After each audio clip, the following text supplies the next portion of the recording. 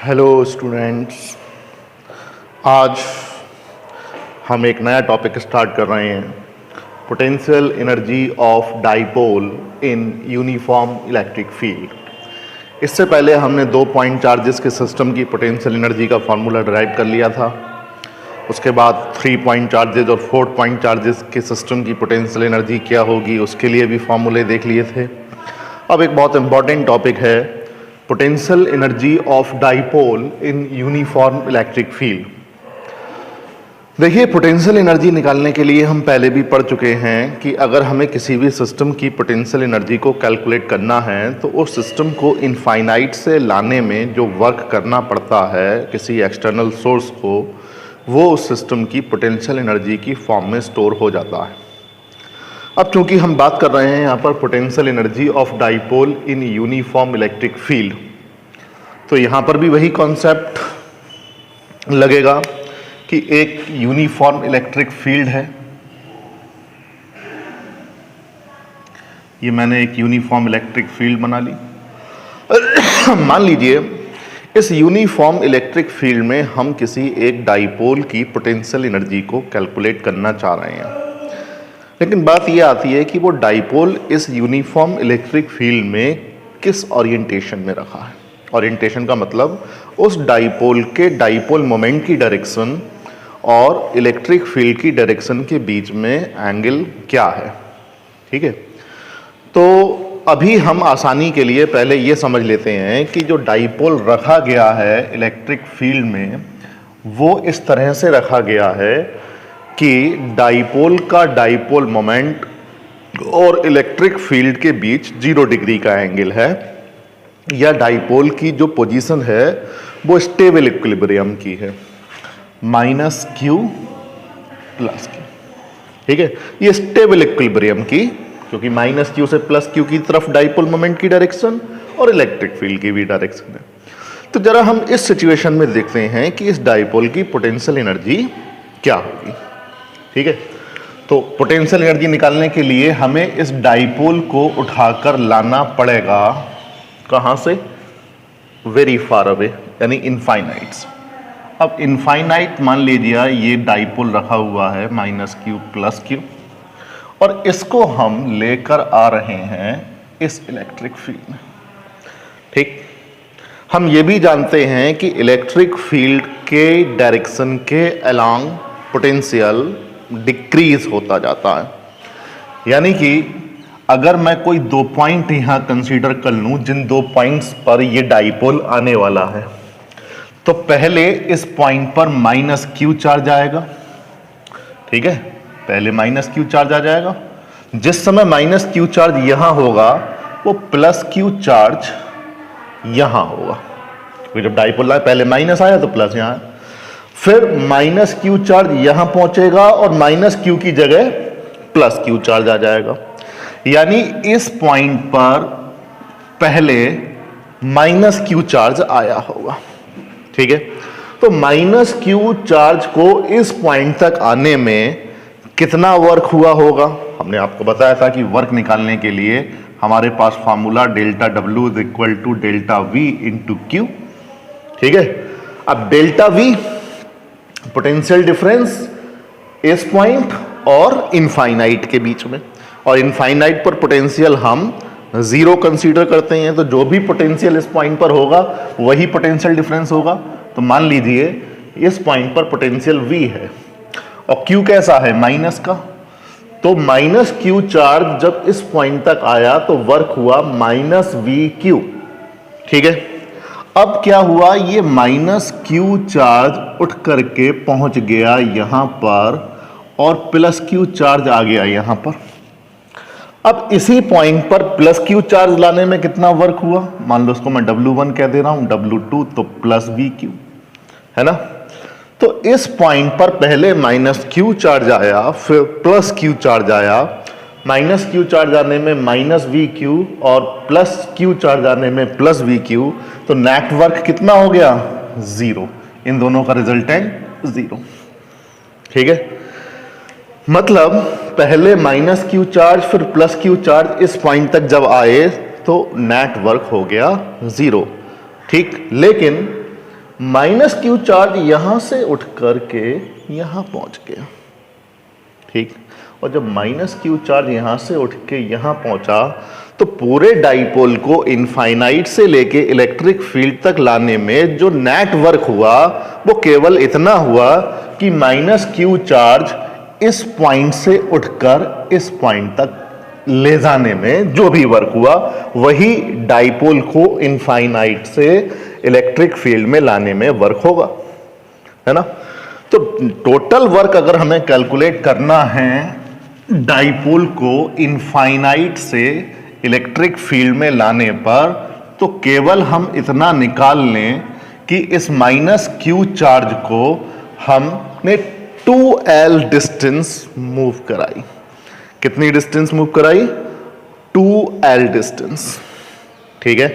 क्योंकि हमने electric field को यूनिफॉर्म माना हुआ है, और जब इलेक्ट्रिक फील्ड को यूनिफॉर्म माना हुआ है तो भाई माइनस क्यू चार्ज जब इस पॉइंट पर आया तो इस पर जो फोर्स लगेगा वो लगेगा QE, क्योंकि चार्ज माइनस का है तो opposite to the direction of electric field. तो भाई इलेक्ट्रिक फील्ड के अपोजिट डायरेक्शन में फोर्स लगेगा, तो भाई फोर्स की डायरेक्शन भी ये है और डिस्प्लेसमेंट की भी डायरेक्शन ये है। तो वर्क कितना हो जाता है? वर्क हो जाता है फोर्स इनटू डिस्प्लेसमेंट, फोर्स का मैग्नीट्यूड QE और डिस्प्लेसमेंट कितना? डाइपोल में हम दो चार्जेस के बीच की डिस्टेंस को 2L कंसीडर करते हैं, तो वही 2L, ठीक है ना। और चार्ज कैसा है? ये माइनस का है ना, तो Q minus QE into 2L, ठीक है। तो W is equal to Q into 2L की जगह हमने कितना लगा दिया? P, तो W is equal to minus PE। समझ में आई ये बात?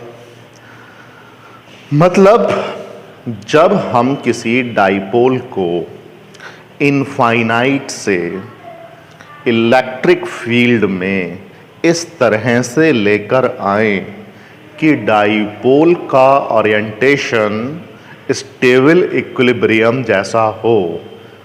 एक स्टेबल इक्विलिब्रियम मतलब डाइपोल का डाइपोल मोमेंट की डायरेक्शन और इलेक्ट्रिक फील्ड के बीच 0 डिग्री का एंगल हो, तब जो नेट वर्क डन होता है वो माइनस PE होता है।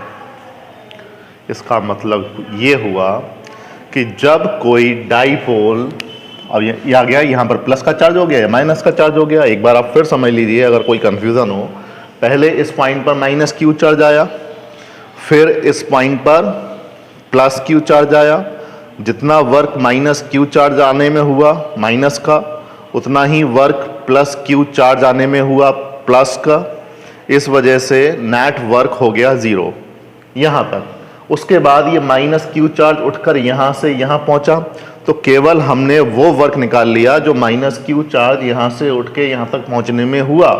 वो वर्क निकालने के लिए देखिए फोर्स माइनस QE, ठीक है, और displacement 2L, Q into 2L P, तो वर्क हो गया माइनस PE।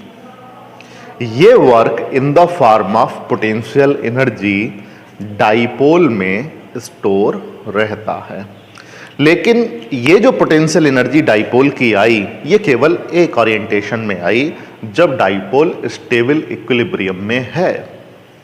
लेकिन अगर हमें पोटेंशियल एनर्जी डाइपोल की कैलकुलेट करनी हो किसी भी ओरिएंटेशन में, कि भाई डाइपोल किसी भी एंगल पे रखा हो, ठीक है, डाइपोल किसी भी एंगल पे रखा हो, मान लीजिए कोई भी हम एक एंगल कंसीडर करेंगे इस बार, ये ठीक, माइनस Q और प्लस Q। मान लीजिए इस समय जो एंगल है वो थीटा है। इलेक्ट्रिक फील्ड की डायरेक्शन और डाइपोल मोमेंट की डायरेक्शन के बीच एंगल थीटा है। तो इस ओरिएंटेशन में डाइपोल की पोटेंशियल एनर्जी कितनी होगी? हम जानते हैं कि भाई पोटेंशियल एनर्जी जो किसी भी सिस्टम में स्टोर होती है वो उस सिस्टम पर जो वर्क करते हैं वही in the form of energy store होता है। जैसे अगर हमने किसी बॉडी पे वर्क किया और वो मूव करने लगी तो वो वर्क काइनेटिक एनर्जी। अगर हमने किसी बॉडी पे वर्क किया, वो किसी पर्टिकुलर पोजीशन में जाकर स्टोर हुई, ठीक है, तो वो उसकी पोटेंशियल एनर्जी। इसी तरह से अब वर्क किया तो क्या हुआ, इसकी पोजीशन बदल गई, ये घूम गया डाइपोल। तो एक तो वो जो डाइपोल को इनफाइनाइट से लेके आए स्टेबल इक्विलिब्रियम में, माइनस पीई वर्क तो हुआ वो। अब ये डाइपोल स्टेबल इक्विलिब्रियम से थीटा एंगल और घूम गया। तो भाई थीटा एंगल घूमने में जो और वर्क हुआ, वो वर्क और इसमें ऐड कर दो, है ना। तो टोटल पोटेंशियल एनर्जी हमें थीटा ओरिएंटेशन में डाइपोल की पता चल जाएगी।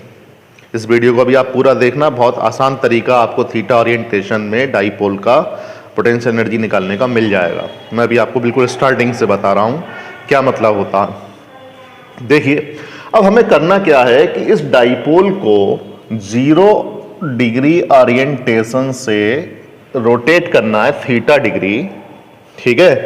तो कितना वर्क करना पड़ेगा, उस वर्क को हमें निकालना है।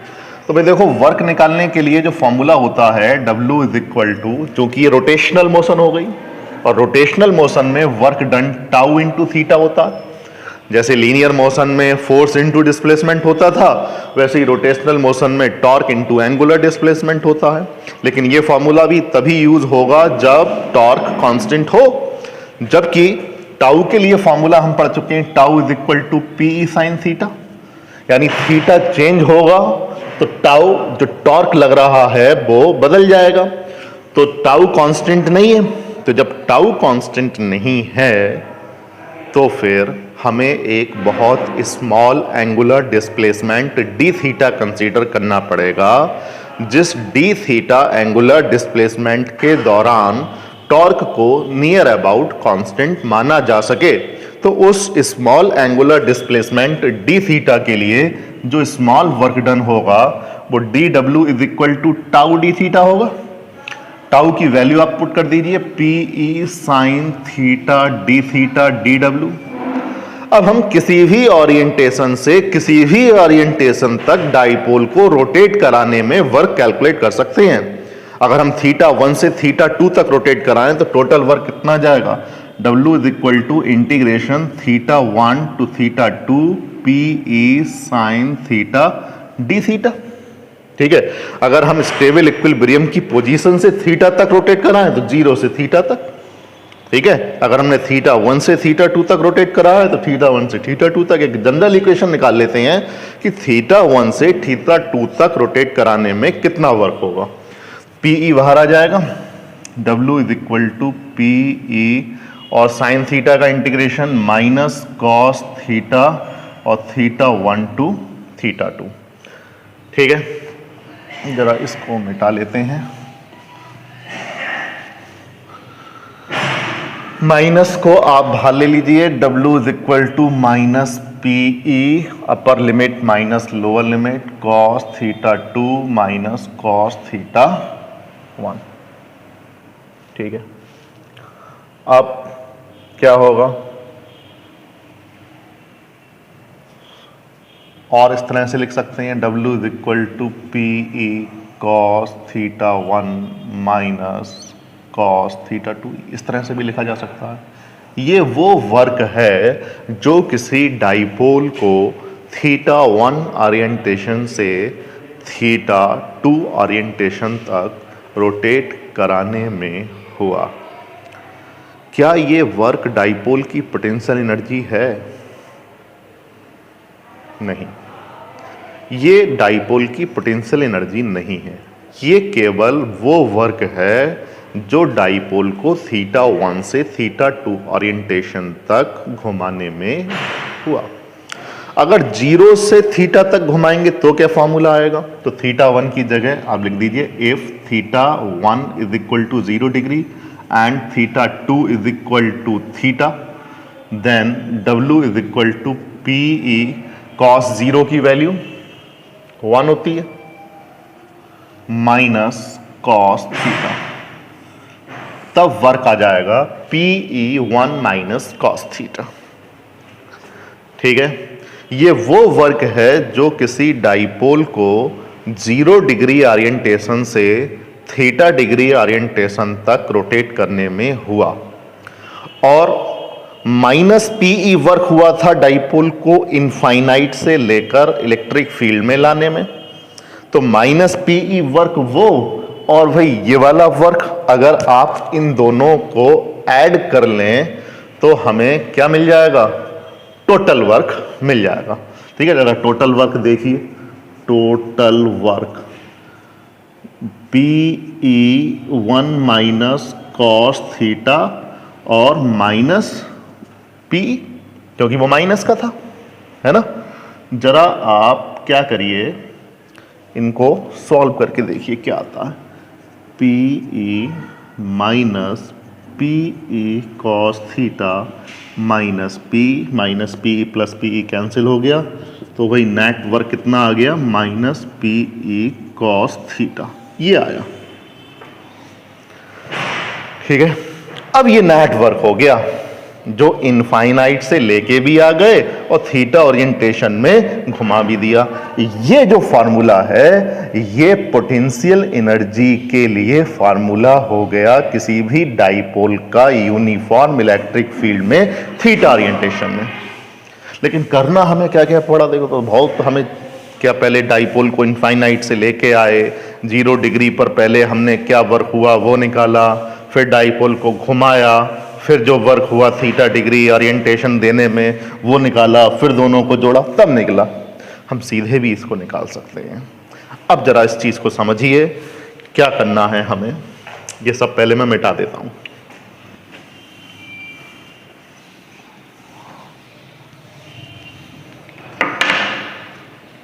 अब जरा ध्यान से समझिए, जब डाइपोल को इनफाइनाइट से इलेक्ट्रिक फील्ड में लेकर आए, ऐसी सिचुएशन में जब डाइपोल का डाइपोल मोमेंट इलेक्ट्रिक फील्ड के साथ 0 डिग्री का एंगल बना रहा था, तब वर्क माइनस PE था।